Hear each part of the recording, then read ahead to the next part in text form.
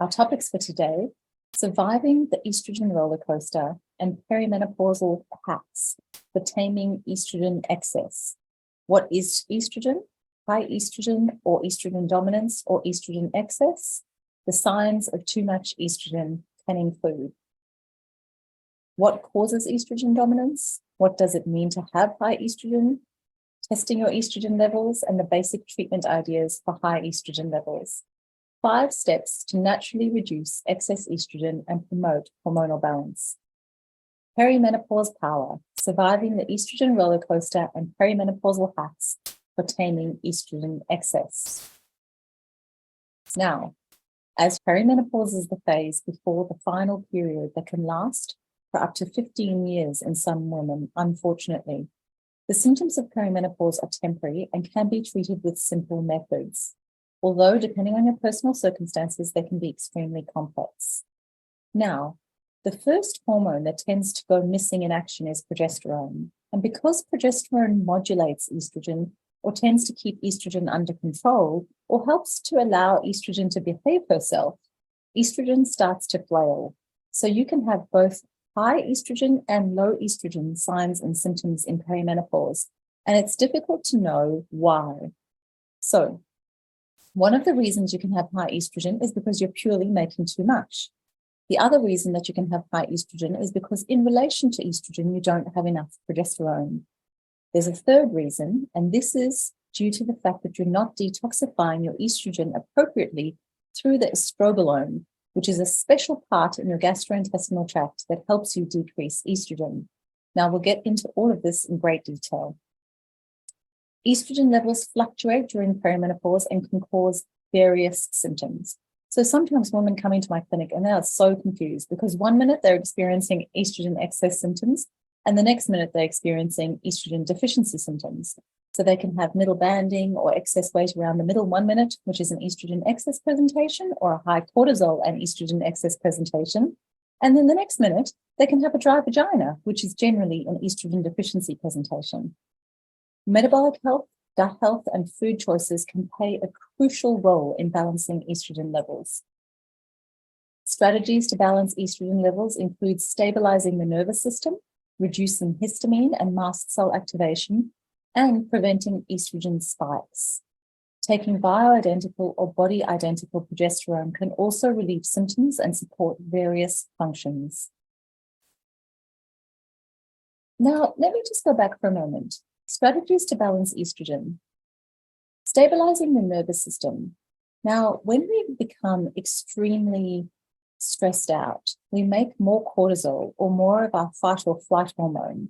When we're making more cortisol, we're not making enough progesterone, and then progesterone is not able to keep estrogen in check. Also, we can have high histamines in perimenopause. So when we have a high histamine level, it is really important to start to eat a low histamine diet. Now, foods high in histamine, things like red wine, cheese, olives, all the yummy antipastos, everything that has been aged is really high in histamine. And histamine levels in the gastrointestinal tract, or high levels of histamine in the gastrointestinal tract, can increase or aggravate estrogen excess or estrogen dominance. So, if you're moody and you're just all over the place and you're bloated and you're itchy and you're scratchy and you feel like you've got hay fever all the time, you might be battling a high histamine level with an estrogen dominance. Just to do a bit of a personal biohack, sometimes taking an antihistamine can relieve the symptoms. And if it does, it's a bit of a clinical sign that you might have a histamine and an estrogen dominance issue proliferating, and the one exacerbates the other. So a low histamine diet is really important. And there's so many beautiful botanical supplements that you can take to lower histamine out of the diet as well. Histamine activates mast cell activation. Histamine and mast cell activation go hand in hand, really. Mast cell activation is also, it looks a lot like a histamine response. It looks a lot like an allergic reaction. So lots of women in perimenopause experience both high histamine levels and mast cell activation. So by reducing both of these things, we can prevent this estrogen from spiking. I know it's a little complex, and that's why I also really love individualized precision care and want my patients to work with me one-on-one. Let me know how they're doing, let me know where they're at, so that we can look at their personal circumstances and, of course, do the Dutch test to find out exactly what's going on with their hormones.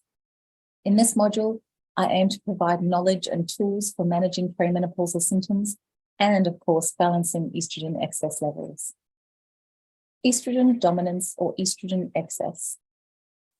Estrogen is a group of hormones responsible for the development of secondary sexual characteristics, and estrogen also regulates the reproductive system. Women have 3 types of estrogen: E1, E2, and E3, and these levels of estrogen vary during different life stages. During menstruation, estrogen levels are low, rise during the follicular phase, peak just before ovulation, and then drop into the luteal phase. High estrogen or estrogen dominance can cause various symptoms like irregular or heavy periods. Extremely heavy clotty periods can be a sign of estrogen excess. Breast tenderness, so that real, oh my goodness, don't touch me and don't hug me. Breast tenderness can be an estrogen excess sign. Bloating, mood swings, fatigue, itchy skin, allergies, difficulty sleeping, issues with your mood, decreased sex drive, loads of headaches, different times in your cycles, weight gain without changing the way you move or eat. Estrogen excess can actually cause hair loss, brain fog, and an increased risk of blood clots or stroke. So it's no joke when you're experiencing estrogen excess, and it can be far more graceful. The research suggests that reducing histamine and mast cell activation to lower sensitivity to estrogen, and recommends lifestyle changes to prevent estrogen dominance. The causes of estrogen dominance: hormonal imbalances, of course, medications, additional body fat. Additional body fat can actually behave like its own hormonal or endocrine system, exacerbating an estrogen excess or estrogen dominant picture if you are experiencing one. Chronic stress can, of course, exacerbate estrogen excess through the cortisol and progesterone link, and environmental factors, and poor liver function. With estrogen, we need to use it, and then we need to lose it. We need to excrete it through the urine and the large intestine through this beautiful machine called the estrogen. If your liver is struggling due to too much alcohol intake, what will happen is the traffic cop inside your gut will say, yo, guys, just wait a minute. We need to process this alcohol out first. Estrogen excess, could you just go and find a place to stay while we do that? And then generally, we're experiencing more middle banding and more tuck-shop arms due to the fact that the alcohol consumption is blocking our detoxification pathways. So this is one of the reasons why we don't drink in excess in perimenopause, and why the perimenopausal brain and body doesn't necessarily like alcohol too much. Estrogen dominance is associated with several risk factors, including tumors in the uterine lining, several conditions like breast cancer, ovarian cancer, endometriosis, insulin resistance, polycystic ovarian syndrome, uterine cancer, and tumors on the ovaries and adrenal glands.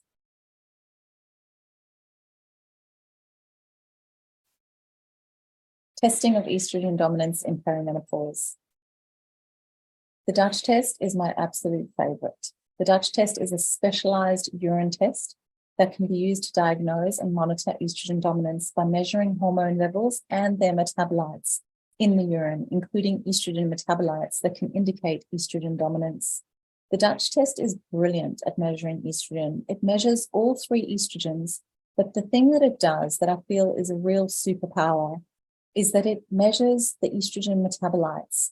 So you metabolize your estrogen down the 2-hydroxy, 4-hydroxy, and 16-hydroxy pathways. The 2-hydroxy is the good pathway. So we've got the good, the bad, and the ugly. So the 2-hydroxy is the good pathway. The 16-hydroxy is the bad pathway, and the 4-hydroxy pathway is not good at all.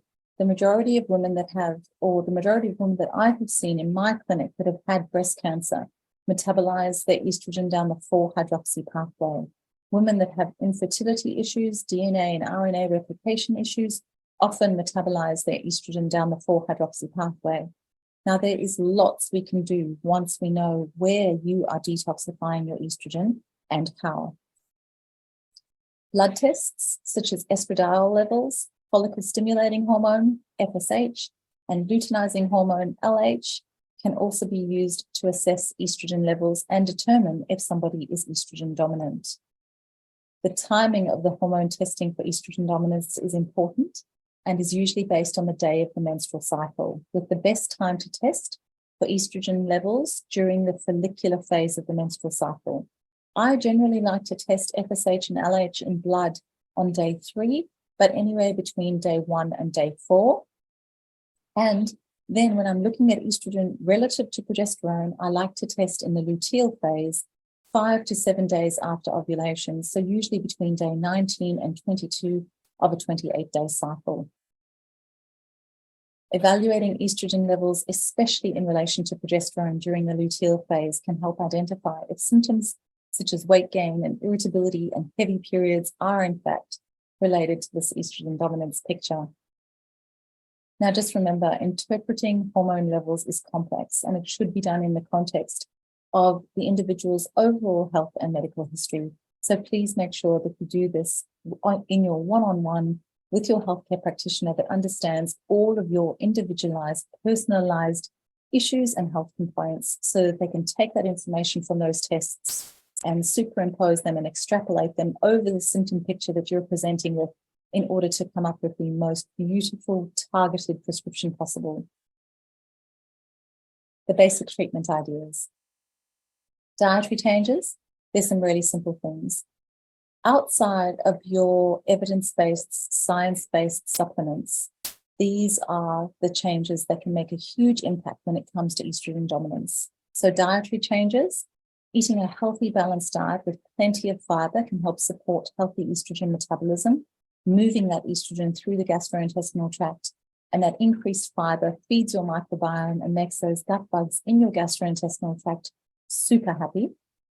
Also remember that cruciferous vegetables like the broccoli family, the cauliflower family, and the cabbage family help to detoxify that estrogen down the 2-hydroxy or the good metabolic pathway. So limit or avoid alcohol and sugar so that your microbiome is really happy with you, and so that traffic cop in your gut is not telling estrogen to wait to be processed. Because of course, because we're these Paleolithic beings, right? So our bodies still behave in that way. So alcohol is seen like something that could potentially kill us. So our bodies are always going to process the alcohol out before they do the estrogen. So that's actually one of the reasons why lots of women do have estrogen dominance, if they are relying on alcohol to relax and to wind down at night. And please, this is a judgment-free zone. If that is you, reach out. Quite often it's a GABA deficiency and you just need some nervous system support to ease off and reduce the level of alcohol that you're using at night to wind down. Regular exercise is absolutely brilliant. By reducing some body fat, like I said before, body fat itself can behave like an endocrine system and produce excess estrogen. By reducing that body fat it can help reduce those estrogen levels. Aim for at least 30 minutes of moderate intensity exercise most days of the week. And remember my mantra, move in a way that you love, so that it's sustainable and enjoyable. What are you going to do with this one precious life of yours? Please make sure that you absolutely love what you're doing. I love walking my dogs on the beach in the morning. I absolutely love yoga, and I absolutely adore swimming. So please find movement in a way that you love and do that.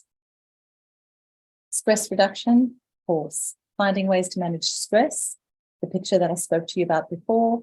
If we're prioritizing making really good stress hormones, and I know so many of us are wired this way, we've either had adverse childhood events, or we've had really difficult adult relationships or circumstances, and we're just producing loads and loads of cortisol, the stress hormone, and therefore we're not producing enough progesterone, which keeps estrogen in check.